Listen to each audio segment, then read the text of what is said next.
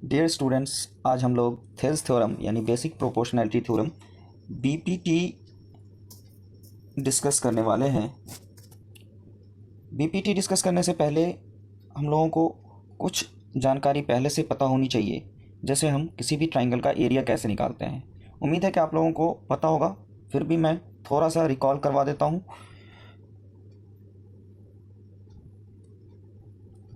हमारे पास triangle ABC है, जिसमें ट्राइंगल ABC का बेस BC है और ऊंचाई AM है। तो इस ट्राइंगल का एरिया क्या हो जाएगा? 1/2 BC इंटू AM। दिक्कत तब आती है जब हमारे पास ट्राइंगल ABC कुछ इस तरीके का हो, जिसमें बेस अगर AB है और A पे एंगल हमारा 90 डिग्री से ज़्यादा बन रहा हो, है ना। ये जो एंगल है ये 90 डिग्री से ग्रेटर है। तो ऐसी स्थिति में हम इस ट्राइंगल का एरिया कैसे निकालते हैं? तो इसके लिए क्या करना होता है हम लोगों को कि बेस को हम लोग आगे की तरफ एक्सटेंड कर देते हैं और फिर वर्टेक्स से इस एक्सटेंडेड लाइन पे एक परपेंडिकुलर ड्रॉ करते हैं। इसी परपेंडिकुलर को हम लोग इस ट्राइंगल की ऊंचाई मान के चलते हैं। तो अब हम इस ट्राइंगल का एरिया लिखना चाहें तो लिख सकते हैं area of triangle ABC is equal to 1/2, और मैंने कहा था कि बेस क्या है? AB है, तो 1/2 AB इंटू ऊंचाई क्या होगी? CM। तो इस तरीके से दोनों ही कंडीशंस में आपको ट्राइंगल ABC का एरिया मैंने निकालना सिखा दिया। अब दोस्तों सीधे हम थेल्स थ्योरम की तरफ आते हैं। स्टेटमेंट को अगर हम पढ़ेंगे तो स्टेटमेंट क्या कहता है? If a line is drawn parallel to one side of a triangle to intersect other two sides in distinct points, the other two sides are divided in the same ratio। इस statement को अगर हम example के शक्ल में देखें तो हम एक ट्राइंगल ABC अगर कंसीडर कर लेते हैं, जिसमें एक साइड BC के पैरेलल एक लाइन हमने DE ड्रॉ किया है। तो थ्योरम कहता है कि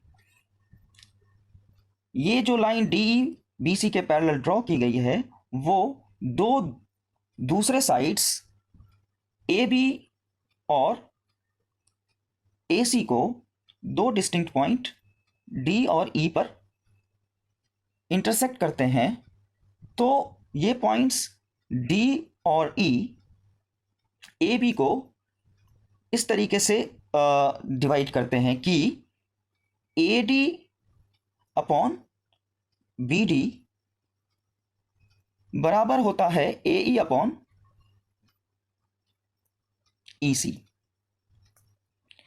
इसी स्टेटमेंट को हम लोगों को प्रूव करना है कि DE अगर पैरेलल है BC के इन ट्राइंगल ABC, तो AD अपॉन BD बराबर होगा AE अपॉन EC।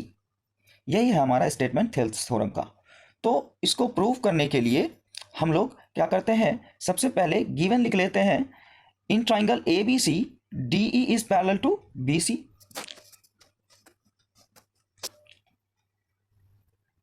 BC के DE एक पैरेलल लाइन है और DE जो है वो AB को और AC को दो डिस्टिंक्ट पॉइंट D और E पे रेस्पेक्टिवली इंटरसेक्ट कर रहा है। तो हमें प्रूव करना है कि AD अपॉन DB बराबर है AE अपॉन EC के। तो इसको प्रूव करने के लिए कुछ हमको कंस्ट्रक्शन करना होगा। वो कंस्ट्रक्शन इस तरीके से है कि हमने B से E को और D से C को या C से D को हमने मिला दिया, जैसा कि हमने लिख दिया let us join BE and CD। Okay, और फिर हमने क्या किया है कि AB साइड पे एक परपेंडिकुलर ड्रॉ किया है EF, और AC साइड पे हमने एक परपेंडिकुलर ड्रॉ किया है DG, जिसको हमने लिख दिया EF perpendicular to AB and DG perpendicular to AC। तो आइए हम लोग प्रूफ की ओर बढ़ते हैं। इस डायग्राम को हमने दोबारा यहाँ पे रीड्रॉ कर दिया है, आपको चीज़ें साथ के साथ यहीं पे समझ में आ जाए इसलिए। तो आप जानते हैं कि किसी भी ट्राइंगल का एरिया 1/2 बेस इंटू हाइट के बराबर होता है। इसी फार्मूले को हम लोग यूज़ करने वाले हैं। तो सबसे पहले हम क्या करेंगे कि दो ट्राइंगल का पेयर हम लोग कंसीडर करते हैं। हमने कंसीडर किया है ट्राइंगल ADE और DBE। तो देखिए इस इमेज के अंदर, इस डायग्राम के अंदर वो कौन कौन से ट्राइंगल हैं? ADE, ये ट्राइंगल हो गया, और दूसरा ट्राइंगल है DBE। DBE कौन सा हो गया? ये ट्राइंगल। अब इन दोनों ट्राइंगल का एरिया निकालना है। तो सबसे पहले एरिया ऑफ ट्राइंगल ADE की बात कर लेते हैं। तो 1/2 मल्टीप्लाइड बाई बेस क्या है ADE का? AD अगर बेस है तो AD और ऊंचाई क्या हो जाएगी?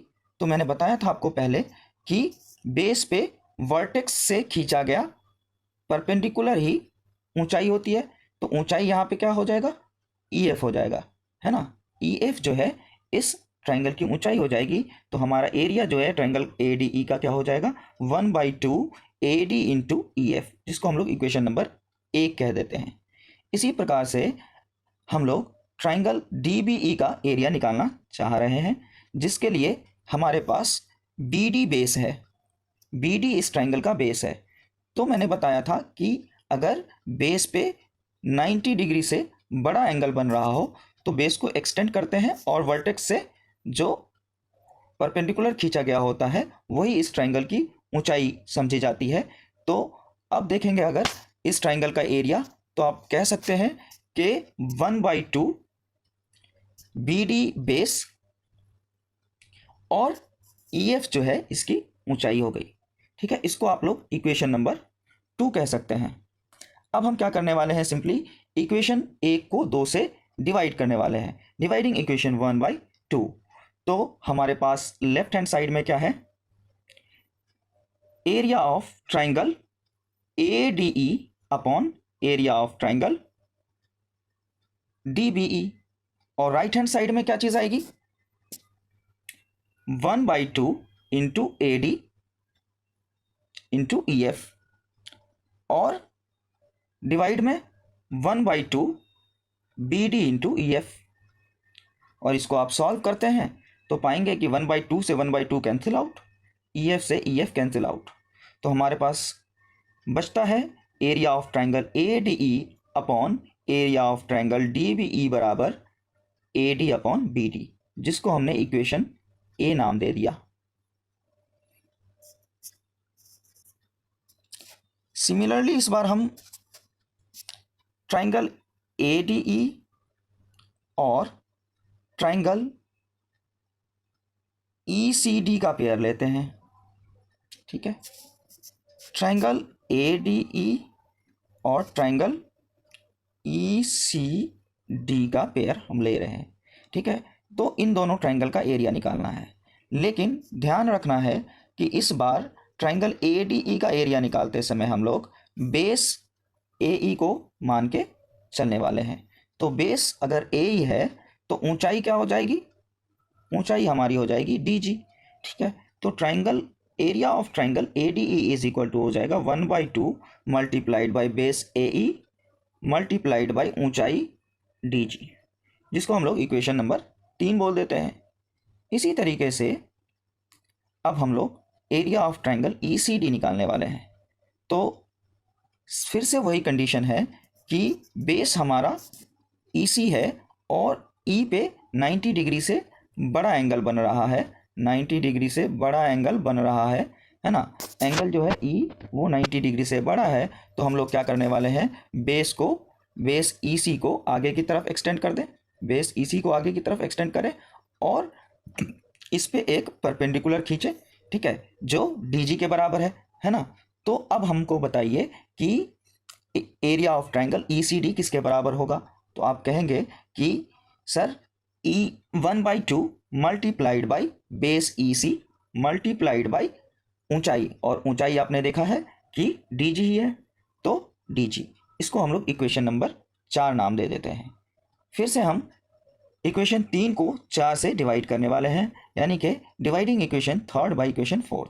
तो आप देखेंगे कि लेफ्ट हैंड साइड में हमारे पास area of triangle ADE upon area of triangle ECD आ जाएगा, और राइट हैंड साइड में 1/2 into AE into DG upon में 1/2 AE into 1/2 EC into DG होगा, जिसमें आप देख पा रहे होंगे 1/2 से 1/2 कैंसिल आउट हो जाएगा, DG से DG कैंसिल आउट हो जाएगा। तो फाइनली हमारे पास क्या बचेगा, area of triangle ADE upon area of triangle ECD is equal to AE upon EC, जिसको हम लोग इक्वेशन B बोल देते हैं अभी के लिए।